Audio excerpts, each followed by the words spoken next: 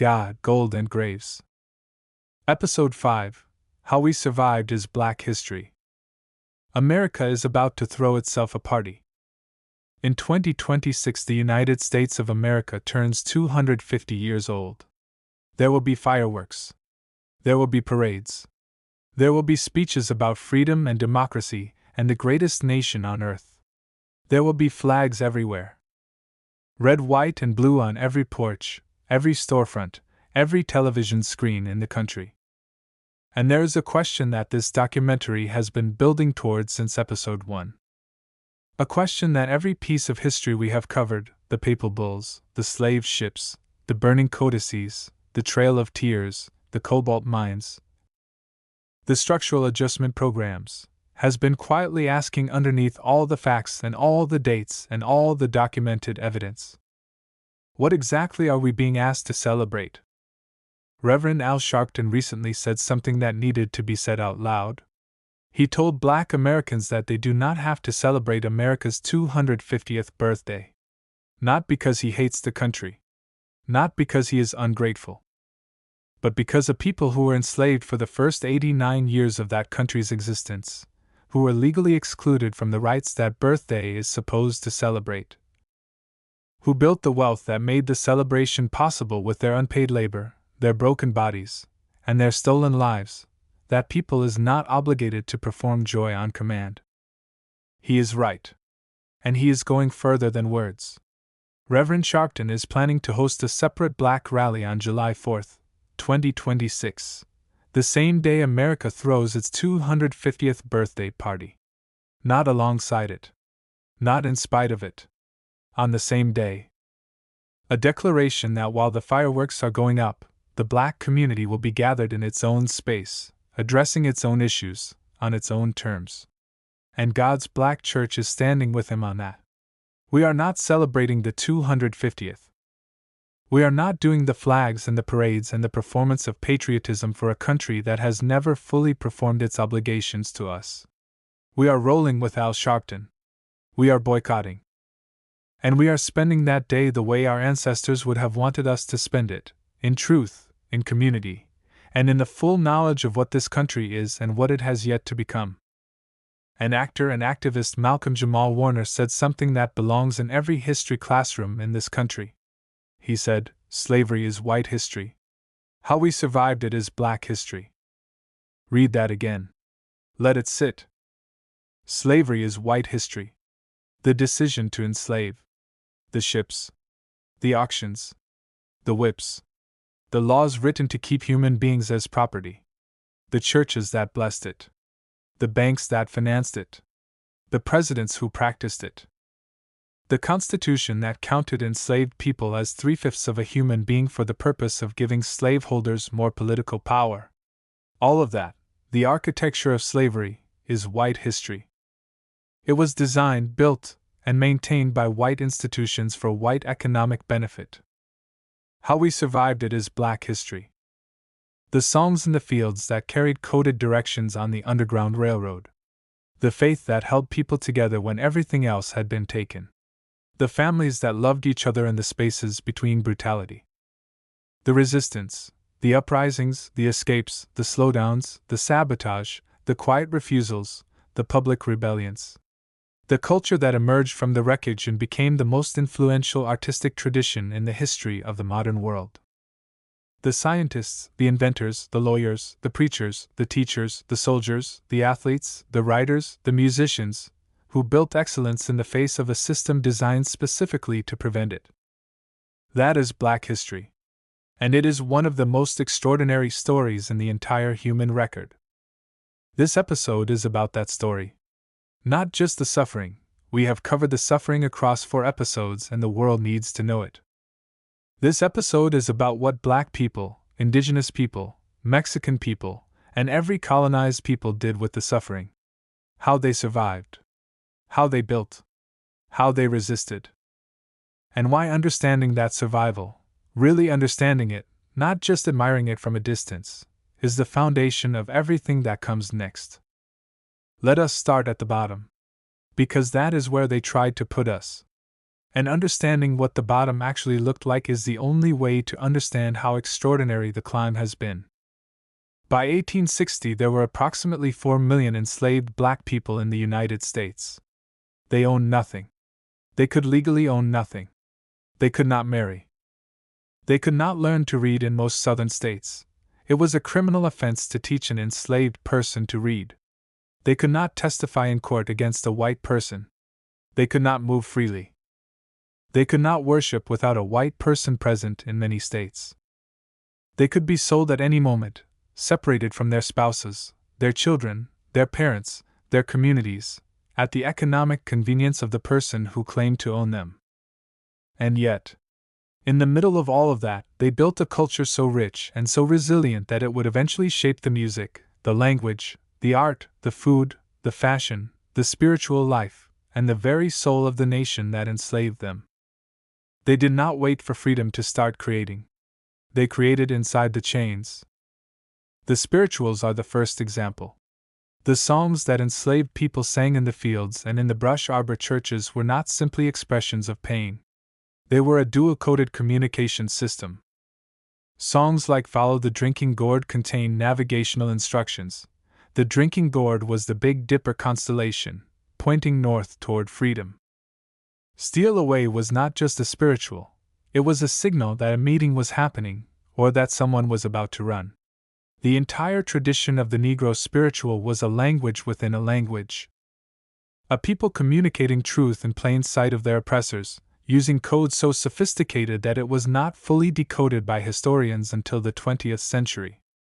Frederick Douglass, born into slavery in Maryland, escaped to freedom, and became one of the most powerful voices for abolition in American history, wrote in his autobiography that he had never met a slaveholder who understood the songs their enslaved people were singing.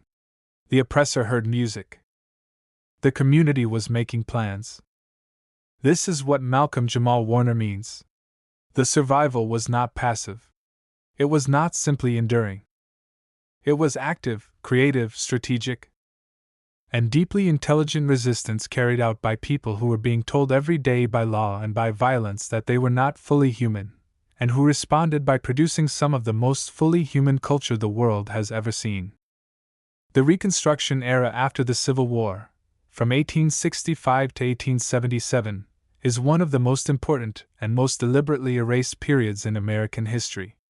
In that brief window, Black Americans built with breathtaking speed. They established schools.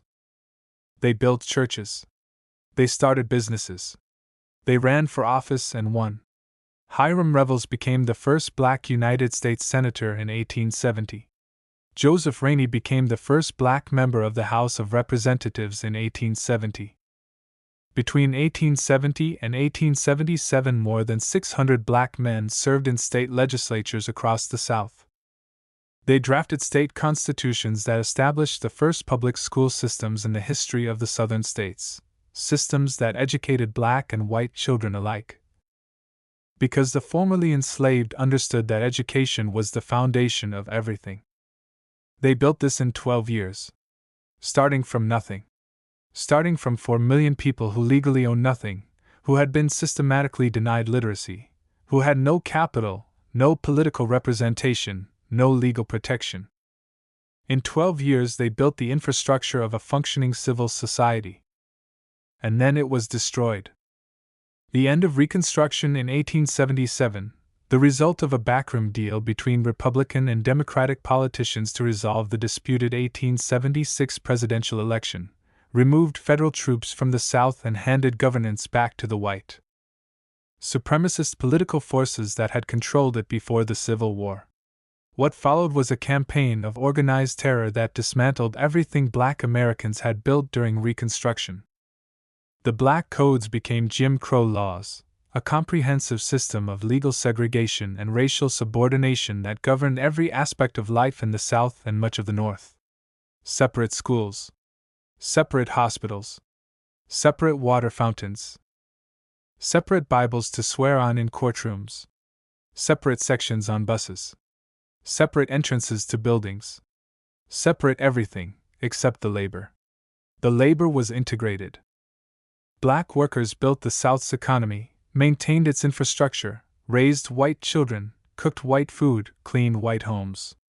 The labor was always welcome. The humanity never was. The convict leasing system replaced slavery with something that in practice was nearly indistinguishable from it. After the Civil War, the 13th Amendment abolished slavery, except as punishment for a crime. That exception was not accidental. Southern states immediately passed laws criminalizing black life, vagrancy laws that made it illegal to be unemployed, laws against standing on street corners. Laws designed specifically to generate a supply of black bodies that could be leased to plantations, mines, and railroads as forced labor. The convict was not paid. The convict could not leave. The convict could be whipped. The death rate in some convict lease operations exceeded the death rate on antebellum plantations because the lessees had no financial investment in keeping the leased workers alive, unlike slaveholders who had purchased human beings as property. This system operated openly in the American South from the end of the Civil War until the 1940s. Some scholars argue its echoes continue in the modern prison-industrial complex, where the United States incarcerates more people per capita than any nation on earth, and where incarcerated people perform labor for pennies an hour in a system that disproportionately imprisons black and brown people at rates that cannot be explained by crime statistics alone. But here is what they could not stop. Here is what no system of terror, no law, no burning, no bombing, no lynching, no redlining, no convict lease, no separate and unequal school was ever able to stop. The building. Black Wall Street in Greenwood, Oklahoma was a self-contained black economic community that by 1921 included over 300 black-owned businesses, a hospital, a bank, law offices, grocery stores, hotels, a library, a bus system, and a school system. It was called Black Wall Street because of the density of black wealth concentrated in those 35 blocks. The Greenwood community had built it themselves, largely excluded from white economic institutions, by circulating money within their own community. A dollar reportedly changed hands 36 times within the black community before leaving it. In June of 1921, a white mob, supported by the Tulsa Police Department and the Oklahoma National Guard, burned Greenwood to the ground. They used airplanes, making Tulsa one of the first instances of aerial assault on American civilians in U.S. history. More than 1,200 homes were destroyed. 35 blocks of commercial and residential property were burned. An estimated 300 black people were killed. 10,000 were left homeless. The survivors were interned in camps around the city. The Tulsa Race Massacre was covered up for decades. It was not taught in Oklahoma schools. It was not in history textbooks. The survivors, who had watched everything they built be destroyed in 18 hours, received no reparations, no compensation, no acknowledgement from the government for most of the rest of their lives. The story was only widely recovered in the 1990s through the work of historians and journalists who refused to let it stay buried. Rosewood, Florida. 1923. A thriving black community destroyed by a white mob over the course of a week. Most of the town burned. An unknown number of black residents killed. Survivors fleeing into the swamps. The state of Florida did not acknowledge what happened until 1994, 71 years later. The pattern is not random. Every time black Americans built, really built, independently, successfully, the response from the system was destruction. Not competition. Not legal challenge. Destruction. Because a self-sufficient black community was a direct threat to the economic and psychological architecture of white supremacy. If black people could build without white approval, without white capital, without white institutions, then the entire justification for the system collapsed. They knew it. That is why they burned it. And black people rebuilt. Again. And again. And again. Not because they were naive about what the system would do, but because building was itself a form of resistance. Because every school, every church, every business, every family maintained in the face of that violence was a declaration that the system had not won. The civil rights movement of the 1950s and 1960s is taught in American schools as a sequence of events: Rosa Parks, the Montgomery bus boycott, the March on Washington, the Civil Rights Act, the Voting Rights Act. What is rarely taught is the organizational infrastructure that made all of it possible. The movement did not spring up spontaneously. It was the product of decades of organizing, training, strategy, and sacrifice by people who understood that they were fighting a system, not just an attitude. The NAACP had been building legal strategy since 1909. Thurgood Marshall spent years arguing civil rights cases in federal courts before he argued Brown v. Board of Education in 1954. The Highlander Folk School in Tennessee trained civil rights organizers. Rosa Parks attended a workshop there months before she refused to give up her seat on that Montgomery bus. The Student Nonviolent Coordinating Committee organized young people across the Deep South with a strategic sophistication that the FBI found threatening enough to surveil, infiltrate, and actively attempt to destroy. J. Edgar Hoover's FBI ran a program called COINTELPRO, the Counterintelligence Program, from 1956 to 1971, specifically targeting black political organizations. The program used illegal surveillance, forged documents, planted informants, spread disinformation, and in some documented cases directly facilitated the murder of black leaders. Fred Hampton, the 21-year-old chairman of the Illinois Black Panther Party, was shot and killed in his bed during a pre-dawn raid by Chicago police in December 1969. The FBI had provided the floor plan of his apartment to the police. He was shot while he slept. He was 21 years old. They killed him in his bed because he was feeding children breakfast. The Black Panther Party's free breakfast program fed tens of thousands of children across the country every morning before school. They organized free health clinics. They ran after-school programs. They negotiated peace between rival gangs. And the FBI classified them as the greatest threat to the internal security of the United States, not because of violence, but because of what a self-organized, self-sufficient, politically conscious black community represented to the system. The same system that burned Black Wall Street. The same system that ran COINTELPRO. The same system that gave 20 medals of honor to the soldiers at Wounded Knee. The same system that authorized the casta hierarchy in colonial Mexico. The same system that issued dumb divorces in 1452. One system. Different chapters. Same book. Now we come back to the birthday party. America turns 250 in 2026. And the question is not whether black people, indigenous people, Mexican people, or any colonized people love this land. Many of them do.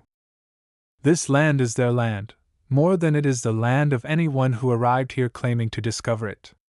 The question is what exactly is being celebrated when the fireworks go up. If the celebration is for the ideals, the stated principles of freedom, equality, and human dignity, then the honest celebration has to include the full accounting of how far the country has fallen short of those ideals, and who paid the price for that gap. You cannot celebrate freedom while ignoring who was not free.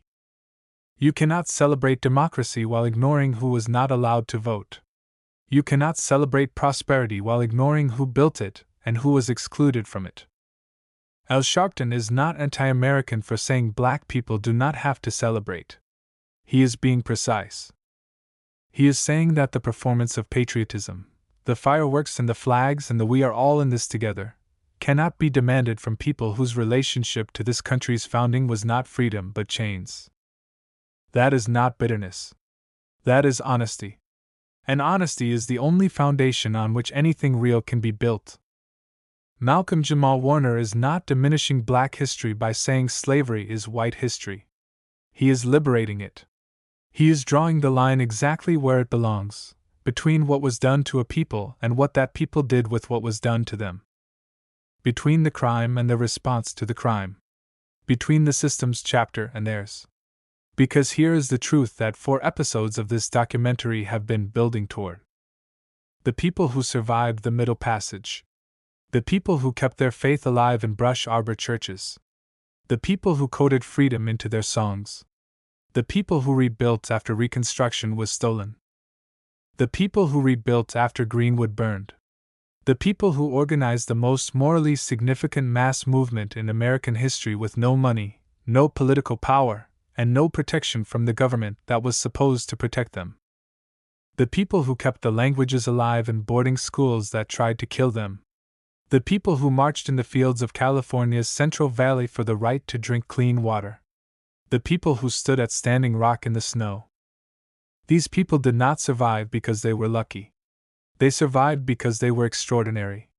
Because they possessed a quality of spirit, a depth of faith, a commitment to each other, and a refusal to accept the verdict of a system that had been trying to erase them for centuries. That is one of the most powerful forces in the recorded history of human beings. And that force did not come from the system. It did not come from the institution. It did not come from the colonial god painted on the cathedral wall, or generated by the eye that defaults to the Western image every time. It came from the real God. The one that was in the hold of the slave ship.